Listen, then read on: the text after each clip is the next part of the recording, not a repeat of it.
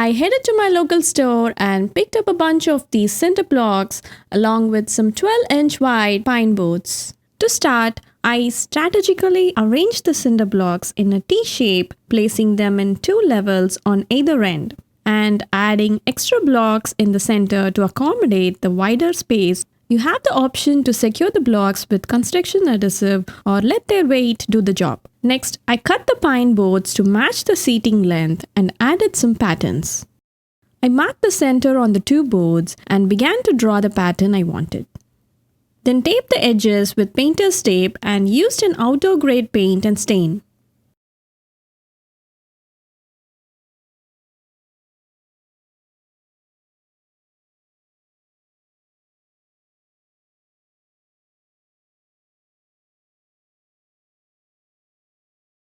Once the paint was dry, I removed the tape, repeating the process to achieve the desired pattern. I then placed the boards upside down and connected the two boards using these mending braces. Then to protect the wood, I sprayed it with a waterproof coating. Lastly, I placed the wood top on the arranged cinder blocks and added a couple of outdoor pillows for comfort.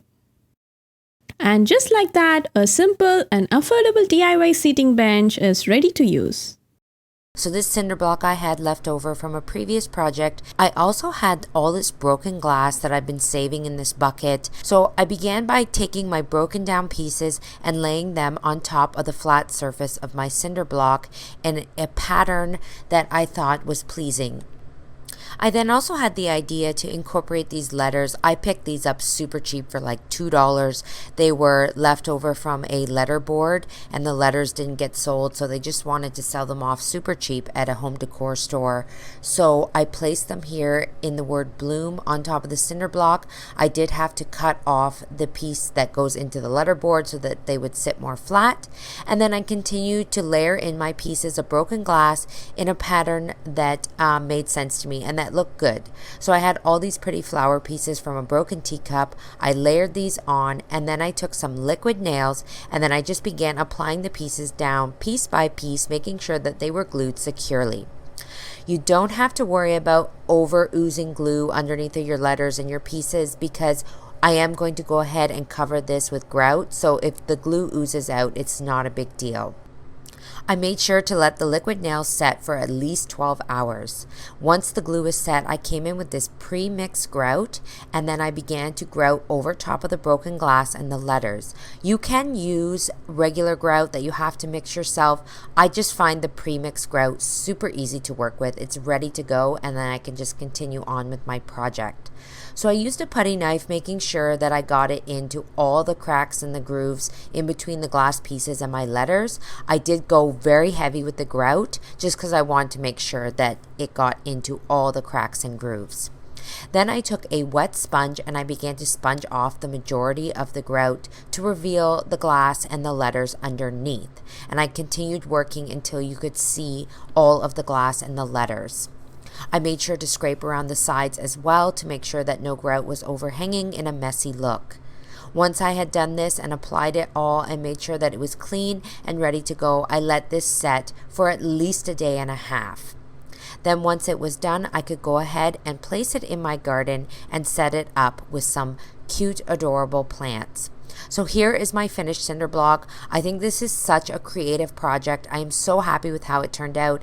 And the beauty of this project is you can take this idea and do whatever you like with it. I really hope that you enjoyed this one.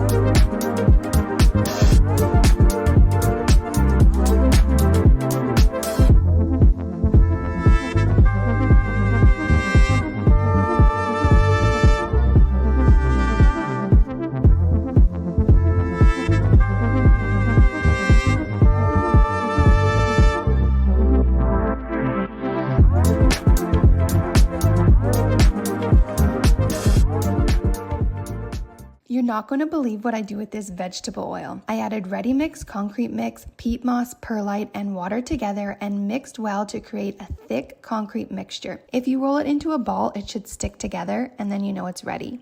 Next, I oiled the inside of a 20-liter bucket using the vegetable oil, and I carefully packed the concrete into the bucket on the bottom and then worked my way up the sides. I went up about 8 inches and it was about 1 inch to 1.5 inches thickness. After it dried for 24 hours, I flipped the bucket upside down to take it out, and I used a small wire brush with water to smooth around the top edge and remove any loose dirt and dust around the sides and bottom. Then I used a sponge to apply brown, antique white, and gray acrylic paint around the outside, top, and inside edge of the concrete and blended with a bit of water. Once it dried, I added a tropical plant, and now I have a modern pot that looks like a limestone planter for a fraction of the price. Who doesn't have a dozen cardboard boxes piling up in their recycle bin? I decided it was time to put mine to use. I started with my largest box. Using my slice box opener, I started by removing all 4 flaps of the box. Once all the flaps were removed, it was time to make a mini box. I secured the long sides with duct tape and began assembling the smaller box. Using duct tape to secure all 4 sides and bottom together, I placed it inside and got started mixing concrete. I also tried adding 2 wooden dowels to later drill out for drainage holes. If you are recreating this project, be sure to line your box with packing tape for easy removal. After waiting 48 hours, just to be safe, I removed the cardboard to reveal my large planter box. After drilling out the dowel holes in the bottom and giving my entire planter a sand to remove any jagged edges, they look so similar to other versions I've seen at high-end stores, but mine only cost me $5 in mortar and cardboard I was going to throw away. Time to run down to your local baker and grab a big old container of cookies. But even though those cookies are yummy, what we want is that decorative lid. We're going to measure it straight across and get about 10 inches. Lay out some cardboard, and we're going to pick a bowl that's round for us to mark. Just go ahead and lay it on the cardboard and take a marking pen and get you that perfect circle. Now it's time to mix up our cement. Once we get it mixed, carefully lay it inside the bucket. You can see the consistency here is like some really good pudding. Now, once you get the right amount in, you're going to go ahead and just shake it all up. Cut some strips of wood. This one is going to be full 10 inches across, and the other ones are going to be 4 each. And then glue up the ends, lay it out, and fold it in. We want to make sure that all the pieces of the wood fit inside the circle. Take some popsicle sticks and some hot glue. You're going to lay this across the top. This is going to be our clamp that is going to hold the pieces together while that wood glue dries. Flip it over. We're going to do the other side also. Once you get these pieces on, it's so strong, it's time to go ahead and drill them because we want to put these caster legs on there. All we need to do is take some hot glue, put it in, and all 4 wheels go right in there. Now it's time to take those wood and the wheels, and we're going to just shake it back and forth to let it sink right into the concrete. Let it dry for about 24 hours. Go ahead and turn it back over after that 24 hours is up. We're going to use a knife, and we're going to start cutting away the plastic. We need to get some air in there. That's what's going to release our mold from the concrete. Look at that smooth, beautiful concrete. Now it's time to go ahead and take it outside, and we've got the perfect base for a rolling planter, and it looks great. I'm going to grab me some solar lights. Next, head over to the hardware store. I'm going to grab me about 100 feet of nylon rope. First thing I got to do is blow up this dollar beach ball. Then I got to get out some Portland cement. Make sure it's not concrete, but cement. You want it actually really thin because we need to coat that rope. Now, on that beach ball, just start laying that rope. You're just going to start roping it all the way around. Once you get to the end, what you're going to do is tuck that last bit in underneath the rope, and it's going to hold it in place. Then what we can do is move on to possibly adding a little bit more cement. Make sure you cover all that rope. We want it to stiffen up as best we can. Let it sit for a couple hours once we get it covered. Once it's covered, take a knife and just puncture the beach ball. Once we get it all the air out, just go ahead and pull it through one of the bigger openings between the ropes.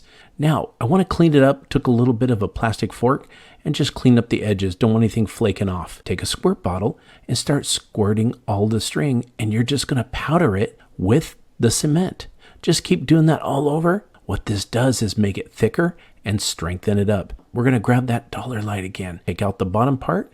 You're going to turn it around, put it in, and that's what's going to stick into the ground.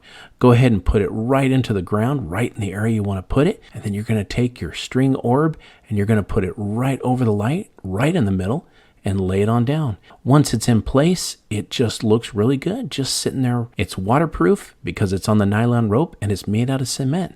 But once night comes, look at it light up. It is amazing to see from your yard and from the street. So I'm going to start scraping all the grass out of the area, kind of level it up, and then I'm going to grab some high strength concrete mix. Go ahead and get some water, pour it in. Now this concrete mix is going to be a little soupier than normal, so just keep mixing. Add water as you need. I want it to slide right off the tool. Now, grab a quart bag, Ziploc if you can, and we're going to start filling these up. No more than 3/4. What you're going to need to do is make sure that you get all of the air out. Now, find that area and start placing those bags, and then start shaking it. It's going to expand as the concrete settles. Smooth it out, and then place the next one next to it. Part of this, I've got a surprise for you. I took some rocks that glow during the night. I'm going to cut a top part of the bag out, peel it away, and I'm going to take those little pebbles and put them in there. Once these are in and the bags have dried overnight, start cutting the plastic and you're going to peel it away. Take some sand and place it all in between the cracks. Now you can just dump it out. I like to spread it a little evenly just to make sure I fill it really good. Once you got it on there, go ahead and start brooming it off. It's going to fill the cracks, and there it is. Our antique, rustic, cobblestone looking path. And do you remember those glowing pebbles? Here it is at night leading the path. They are so nice.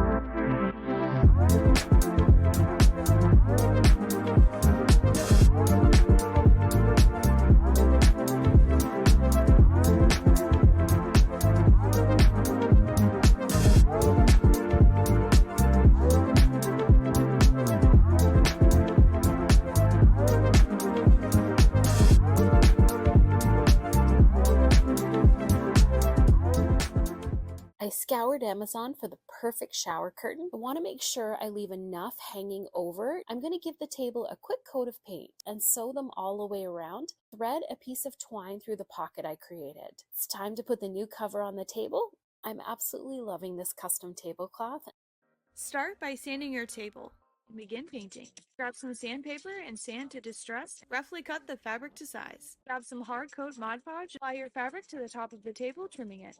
Add your Mod Podge on top. Repeat this process on any other part of the table, and now it's a fun, whimsical focal point to my space. You're going to need 4 of these canvases, and we're going to turn them upside down, run a line of glue, then we're just going to push these 2 together here, put a staple across the gap to take off the clamps, gently flip this over, and I'm just going to add a few staples, place it over the canvas, and just cut straight up. Okay, now we're ready to attach it and put in a staple. We have this beautiful piece of art. I found this fun shower curtain. I'm going to start by painting the table. Use a utility knife and run it along the edge. I want to seal the paint to protect it. Put a layer of Mod Podge all over the glass, and now I'm going to lay the shower curtain onto it. I want to trim off the excess, add one more layer of Mod Podge over the top for added protection. This little table is so cute now, perfect for sunny days on the balcony. You're going to start with a pillow insert, get a shower curtain. So I'm going to make mine 15 inches. For the back side of the pillow, we're going to create a pocket. What we're going to do is we're going to cut this fold in half. I'm going to fold it about 1/2 inch. You're just looking to create like a really clean edge. You can use glue instead. So that side is finished. You want the presentation sides to be facing each other. And then the other part where we stitched, they're gonna basically overlap. Wrap it around a couple times, hold at the base, flip it right side out, and I'm gonna wrap around the back. I'm gonna attach it to this double side seam that we created, wrap it around the buttons, and you have a new waterproof pillow to put outside. Clear your space and hang up a shower curtain. Set up your equipment, add some lounge chairs, and when it gets dark, enjoy a snack while watching a movie. I cut 4 rectangles of fabric. I hot glued the edges and folded underneath to create a seam. I set them on my table, and the great thing is they're waterproof. I hung 2 command hooks up on each corner using 2 tension rods. I placed 1 curtain on each of them. I placed the tension rods onto the hooks, and we had curtains. I found a shower curtain at a thrift store. I placed my pillow on top of the shower curtain. I hot glued 3 of the 4 sides together. I measured adhesive hook and loop fasteners on the last opening. Now I can open and close the pillowcase to take it off and clean it when it needs it. I cut out both pockets, and these will become pen and pencil holders. I cut off the bottom of the 2 legs. I hot glued the pocket on 3 sides. You could add colored pencils and an art pad if you're using the insert. I placed it on my shower curtain and cut around it. I placed the shower curtain section inside my frame. I hung it up as wall art, and it doubles as a message board.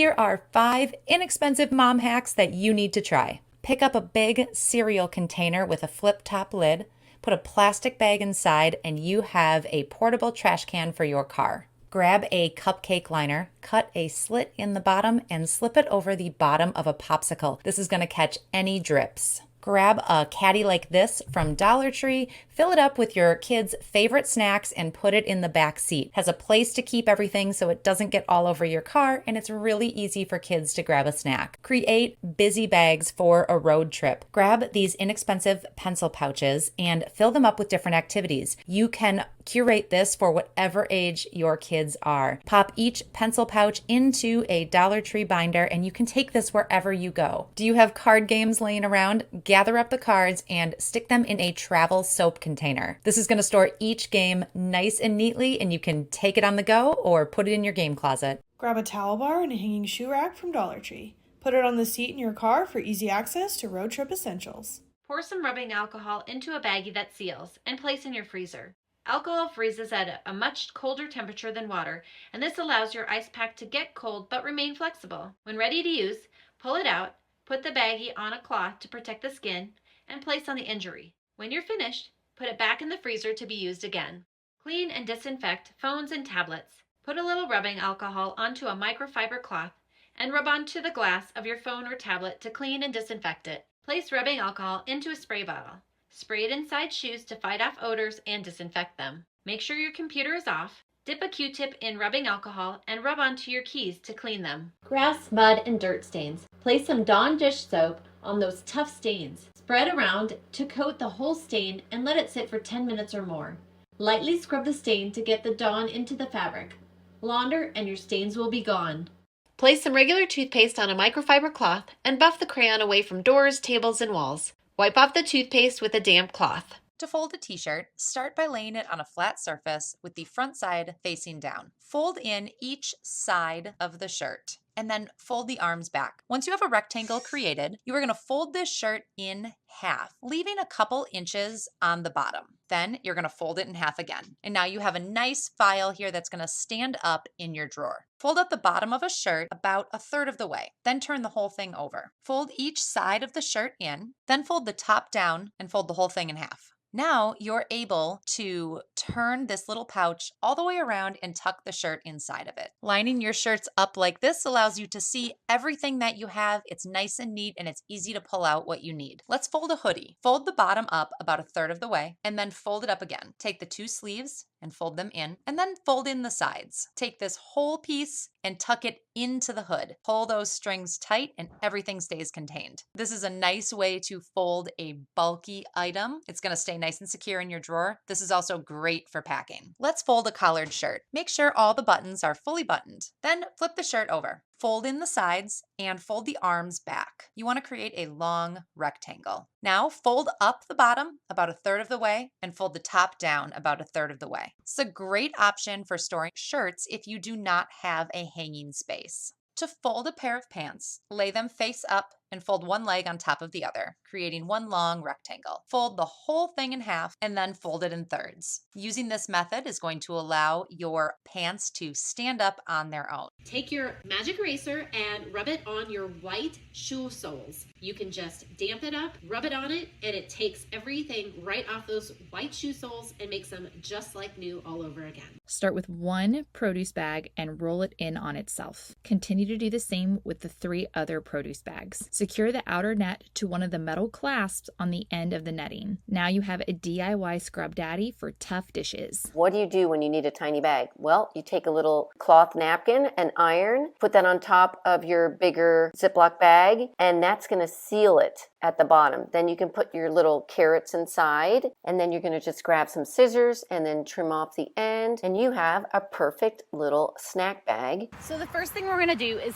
place it upside down. I've got these cushions that tie, and you simply set them on top. Another option is to actually put your crate right side up and then place your board on top. So a number of ways that you can mix and match this. You can make things like this that store well. Let's start with that mess of plastic bags. Lay it out flat, fold it in half, then in half again. Fold it up into triangles.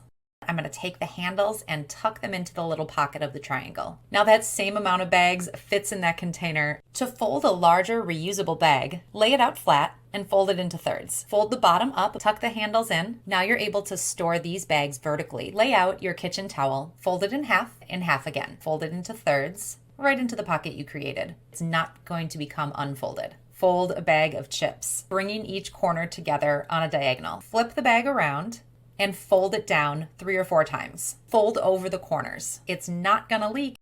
Start by tucking in the 2 side pieces. Squeeze the sides together and tuck that final piece, making it line up really nicely in your pantry. So you're going to grab a little Tupperware, put the lid on. You're going to shake it up just enough that it's hitting the sides. Look, it totally slid off because it's been loosened by going back and forth against the sides of your Tupperware. Take 1 to 2 old washcloths, lay them flat, trace the border of the circles 4 times. Cut out each shape individually. Take a microfiber towel and do the same thing. Take 2 of the washcloth circles and put them right side in and secure right side in to each other. Leave an opening that is about 3 fingers wide. Flip the right side out and then add fabric cut for the interior into this dish pad. Hand sew the rest of the pad closed. There you have it, a cheap way to create your own DIY dish cleaning items using upcycled materials. You have a knife and it's dull and you don't have a sharpening stone. What do? You can grab a ceramic cup, flip it over, and you can sharpen it right there. And you have a totally sharp knife. You're gonna grab some saran wrap and roll it out on your table, and then grab 4 skewers. And then you're gonna grab 2 eggs and butt them up against each other and start rolling the eggs towards the skewers. And the goal is to get the skewers to be evenly spaced all the way around. And then what you're going to do is you're going to grab something to tie it off. Pull those tight. So then you're going to put this in the fridge for about 15 minutes, and then you're going to take off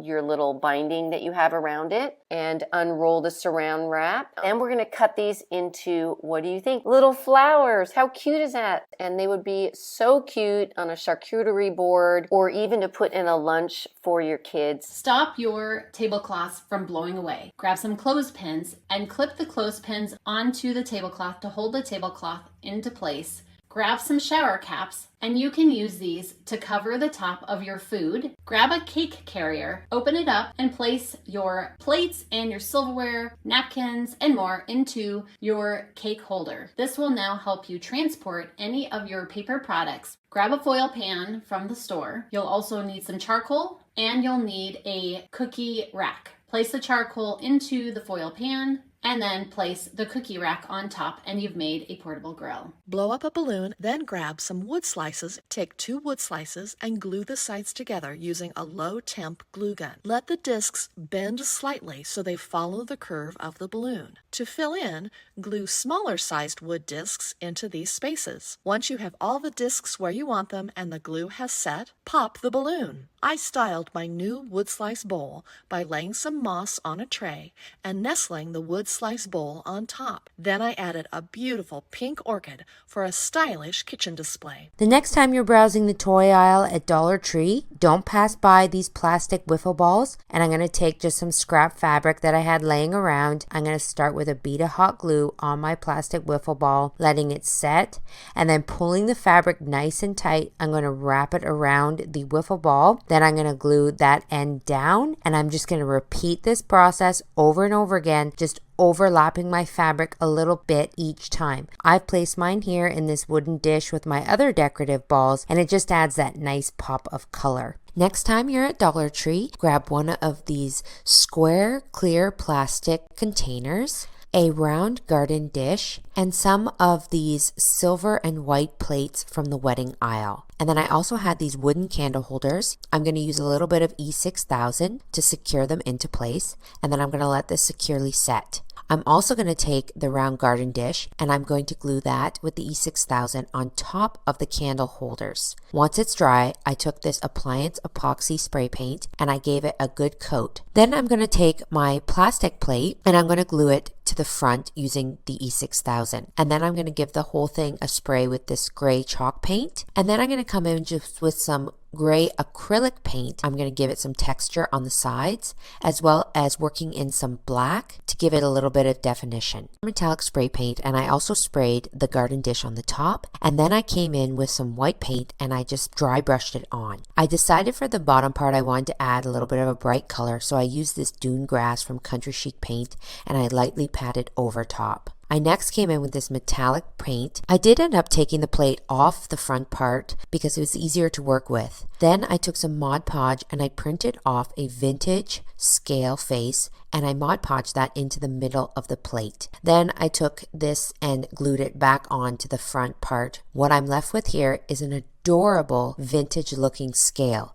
and all with pieces from Dollar Tree. Start to paint your pots and saucers with a matte finish paint or chalk paint. Take a paper napkin and separate the 2-ply layers. Draw a circle and cut it out with scissors. Take the saucer and brush the decoupage glue so the bottom and sides of the saucer are covered. Place the paper napkin circle and press down in the center and smooth the napkin out. Dip a small paintbrush in water and brush along the top of the saucer. Add a final layer of decoupage glue. Take a strong adhesive glue and place a ring of glue. Place the saucer on top of the bottom of the pot. You now have a beautiful clay pot candle holder. The next time you're at Dollar Tree, make sure you head to their frame section and grab some of these gold frames. I'm then going to come in with some wire cutters and I'm going to pull out the black tabs that keep the backing on. Then I'm going to take out the glass and I'm going to come with some E6000 and I'm going to glue the glass inside the frame. Then I'm going to come and take 8 of the frames and I'm going to glue 2 of them together. And then I'm going to clamp them together and I'm going to let this set overnight. I came back the next day, removed all my heavy objects that I placed on top, and then as well removed the clamps from all the frames. So I'm going to glue all the sides and then I'm going to just raise them up here and build a rectangular shape. So 2 frames on each end and then the 2 that are glued together for the sides. I'm going to let this set overnight again, making sure that the glue is really solid. And then I'm just going to come in and finish it up with a nice A-frame top with my remaining 4 frames. And now I have one of those gorgeous A-frame terrariums that you see at high-end decor stores that I made for as little as under $10 and the cost of some glue. Quick trip to my local Dollarama. Separate the layers, cut the napkin so that you have enough to cover the body of the jar. Now I'm using some clear glue mixed with a tiny amount of water, paint it onto the side of the glass jar. Then lay down the paper napkin and then using a piece of scrunched up plastic wrap, use that to pat down the napkin and eliminate any wrinkles that way. Draw around the lid because that will be the right size and cut out the piece of napkin, stick it to the bottom of the jar in the same way. Using the same process, cut out a circle for the top and a little strip for the edge and stick it in place. When it was dry, I decided to give it 2 coats of a gloss varnish. I have taken a battery-operated puck light and stuck it into the lid of the glass jar. And here are my finished chinoiserie jars. Don't they look great? I saw some candles from Pottery Barn. I thought it'd be fun to try making them myself. I'm going to put a little glue into a small container and then add a bit of paint. Now that I have the glue tinted, I'm going to paint it all over the glass dish on the outside. I'm going to leave these for a few hours before moving on. Using some Mod Podge, I'm going to paint it around the dishes. I can sprinkle the white glitter all over it, and then when it dries, the glitter will stay in place. I grabbed these pillar candles from the dollar store, and I'm going to melt them down. I'm just going to use a couple of skewers to hold the wicks in place. I want to add some essential oil to give my candles a beautiful scent. It's time to fill the glass dishes. The final thing to do is to remove the skewers and then trim the wicks. How pretty are these Pottery Barn inspired candles? They even smell as good as they look. Take some leftover wallpaper scraps and wrap your books simply by folding. You now have a beautiful new decorative dust cover for your book. Stack wallpaper covered books on top of an antique or vintage typewriter. Fill an entire shelf to create a color-coordinated wall of books. First, we're going to spray paint. I'm using Rust-Oleum Satin Heirloom White and Rust-Oleum Stone. We're going to take some painter's tape. You kind of want to rough tear one edge of it. We're gonna put this along the bottom. I'm using a craft paint and I'm just using brushed gold. You kind of want to make it look like the paint is kind of tearing and you can see underneath it. All right, so here's the finished product and I absolutely love how they turned out. Take a bowl and cover the bottom in plastic wrap. Cover the entire bowl base with Mod Podge on the plastic wrap. Take rope and begin from the center of the base and wind it around towards the outer part of the bowl. Once completely dry, remove rope layer from the bowl and any excess plastic wrap. There you have it, a cheap way to create your own easy modern DIY storage and decor bowls for your home for less than $15. The first step is just to make sure this is really clean. To start with, I want to use some gold leaf adhesive. I am just going to let this sit for about 20 minutes. Now we're going to get out the gold leaf sheets. Now you want to use a tweezer and a dry paintbrush with this. As I'm going along, I'm going to use the paintbrush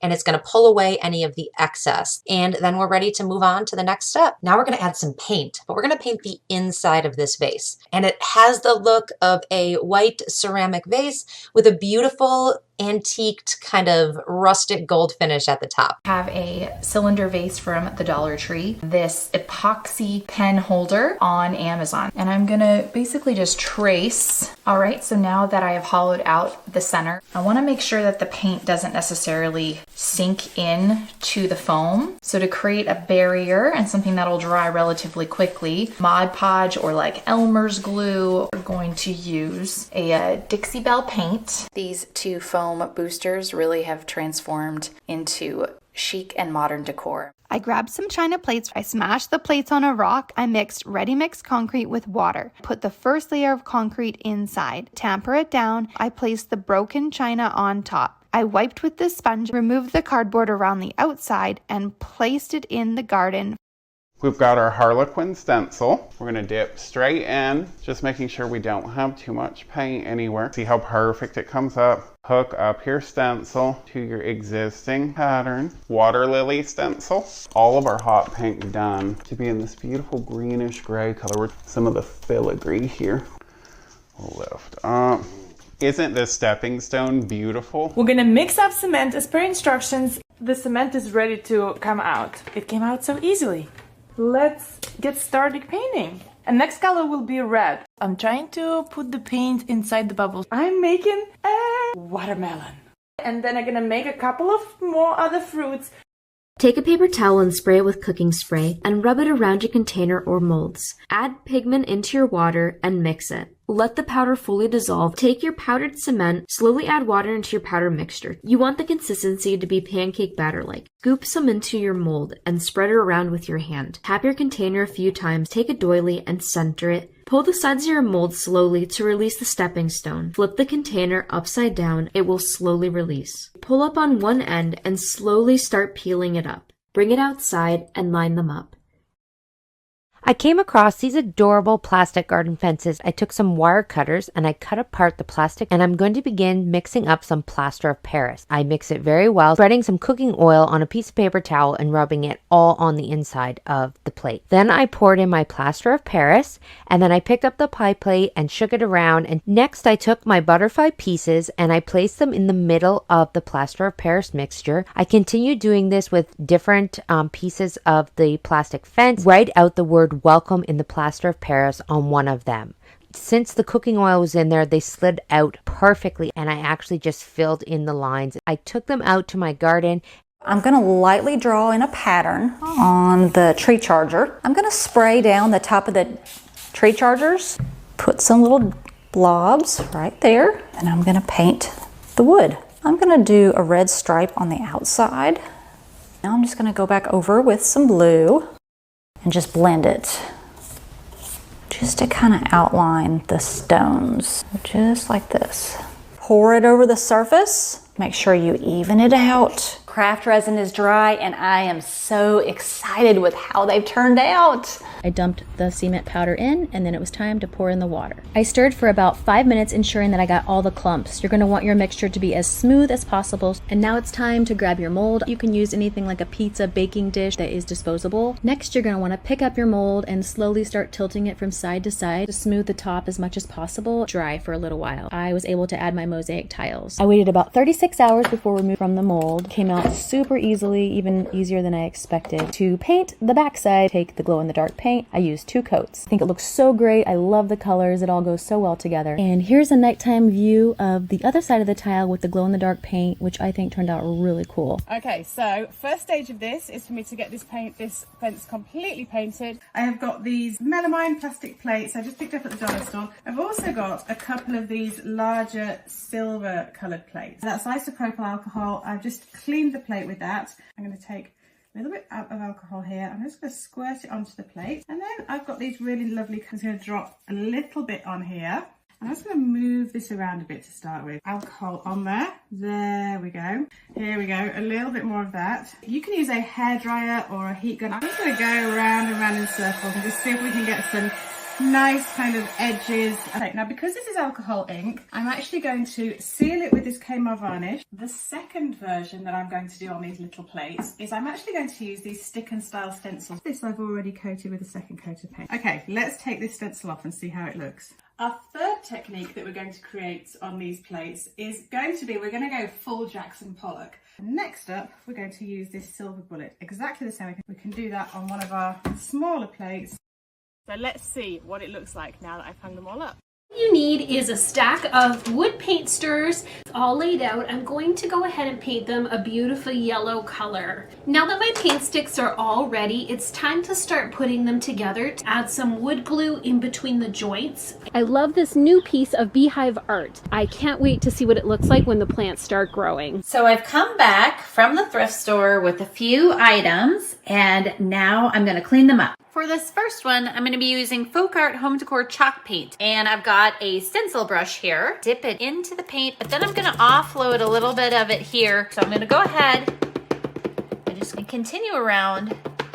I'm going to let them dry completely before the next step with these. For this next one, we're going to be using Pledge Floor Care Cleaner. Pour some of the Pledge Floor Cleaner into the glass base. Swirl the glass carefully so that it's all coated. I'm just going to use some snowy glitter, and I'm going to dump a healthy amount in here. Now we start swirling all the way around. And I let it dry completely. Next, I'm going to use some green glitter.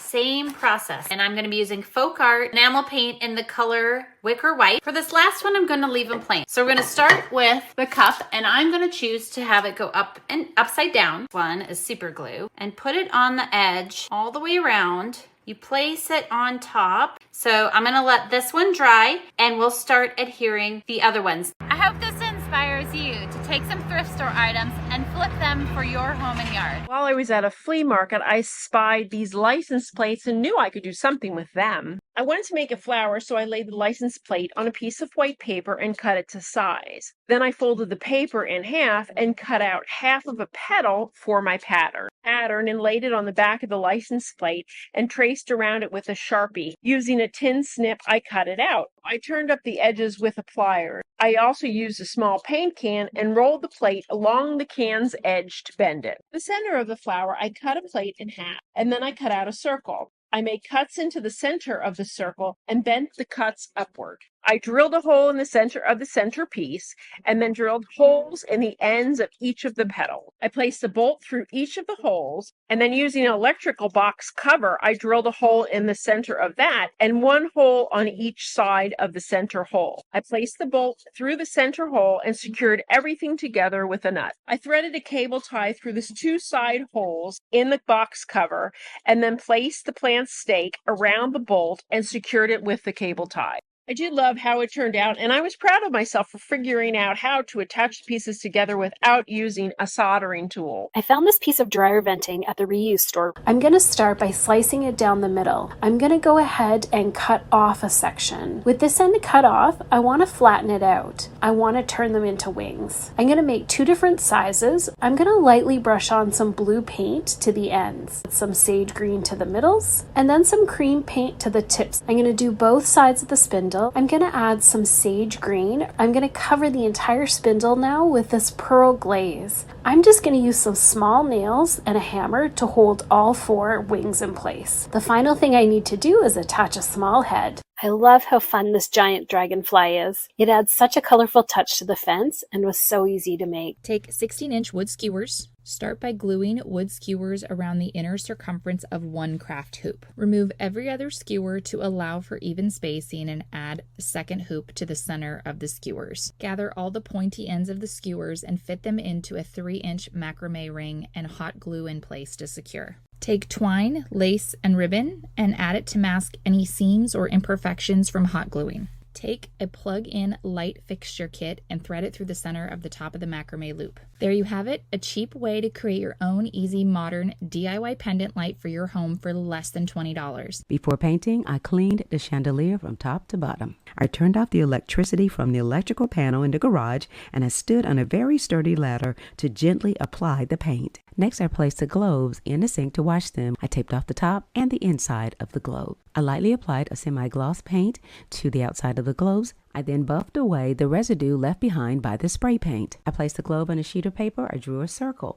I then cut away the edges of the paper. I folded my circle in half twice, and then I folded it into thirds, 3 equal parts. I placed the globe back onto the circle, and using those fold lines as a guide, I placed marks on the globe. I used those markings to indicate where I would draw vertical lines. I lightly drew all of the horizontal lines, and then I began to lightly apply the paint as a primer coat. Applied several other coats thereafter. I lightly applied the Mod Podge sealer. It dries in minutes. I hope this project inspires you to add a little whimsy to an old chandelier. Run to Dollar Tree and pick up 1 large plastic bowl. Use a palette knife and drywall spackle to apply to the exterior of the bowl. Create a hole in the bottom of the bowl in the size of a light socket. Finish spackling around the hole. Add Dixie Belle's Slick and Stick to the inside of the bowl with a paintbrush. Take Modern Masters metallic gold paint, at least 2 layers. Sand the surface of the spackled exterior. Take Rub and Buff and buff into the surface of the bowl interior. Take a hanging light kit from Amazon, add a light bulb of choice, hang in place, and plug in. Create your own modern pendant light for less than $15. These cute containers came from the Dollar Tree. To attach the pink to the purple, I'm gonna go ahead and place the adhesive about right in there. Slide together. Very firm hold. Pop it right in the middle there. I've got a large adhesive strip and I'm just going to put it on the back side of my sconces and then I'm going to attach it to the wall. I think it turned out super cute and not too bad for only $15. Grab some hot glue and put a bead of glue along one side of your lampshade and then add some twine or jute. And we're going to wrap that around the lampshade until we cover the entire thing. After you have all your tassels made, we are going to add these to the bottom of our lampshade. And I decided to hot glue these. You could use a needle and thread and tie them and sew them on the edge, but this worked out perfect. You are going to simply trim off the excess tails. Oh my gosh, I cannot believe that this is from a Walmart lampshade. Literally looks like I got it from Anthropologie. I bought a set of bamboo plates, these LED bulb lights. I'm using 2 different types of spray paint, and then I'm going to go over the top with a little bit of gold, unscrew this piece, and turn the light on. I'm going to use some double-sided adhesive mounting strips. Then I'm just going to stick the light bulb to the center of the plate. Picture hanging strips, so I'm just going to apply 1 big one to the back and hang it up on my wall. That's it. This was a really easy project to make these gorgeous light fixtures. I found this basket for a few dollars, so I'm going to use this round drill bit. To add the lamp, I just need to thread the cord through the hole. Now that I have my pieces cut, I need to join the 2 together and use a piece of fusing tape and then hold my hot iron on it, and I can slip the cord right through the middle. I love how pretty this basket looks as a lamp and how easy it was to cover the dark cord. Go ahead and grab yourself a tomato cage and also grab some wood shims. Grab a scrap board, take the thick end. You're going to get a nice clean hole, and we're going to do this to all of our shims. What we're going to do is take a towel and just dip it in there, make sure it's all covered. Just wipe it on there. The sticky points that go into the ground, we don't need those. It's just going to snap right off. Now we're going to grab us some copper wire. We're going to put that through the shim with the hole in it. Just use it like a twist tie. Go all the way around. Once you get the second layer done, we're going to grab us a solar light from Dollar Tree. Take off that small part on the bottom, the stake. We don't need that. And let it float right in the middle. Now we're going to work on that last circle. And when the night starts to fall, watch this. That thing is going to light up. And you don't even have to turn it on or off. It works its magic automatically and recharges during the day. Set an edge of your lampshade against one edge of the wallpaper. Measure in 1/2 inch to 1 inch and mark it by running a pencil where the shade meets the paper. Spray the outside of the lampshade with spray adhesive. Roll the lampshade onto the wallpaper, pressing and smoothing as you go. Apply double-sided tape to the inside lip of the top and bottom of the lampshade. Wrap the overage border of the wallpaper over the edge of the shade and press onto the double stick tape. Take some more tape and apply it to the top and bottom of the lampshade. Take some ribbon in a coordinating color and press half of the width onto the double stick tape and secure on the inside of the shade. Do this for the top and bottom of the shade. Continue the lamp makeover by spray painting the base of your lamp. I hope this inspired you to give a tired and worn out lampshade a stylish makeover. We are going to start with 7 of these bowls. You're also going to need some E6000. Just basically go around. You're going to place it on top. We're going to do this again. So I'm going to give these a little bit of time to cure. I'm going to be taking my E6000 and I'm going to go around the top of this, stack it on top, and we're going to do this one more time. I am using Dixie Belle Vintage Duck Egg Chalk Paint. So I'm actually going to use E6000 for this step. Line it up.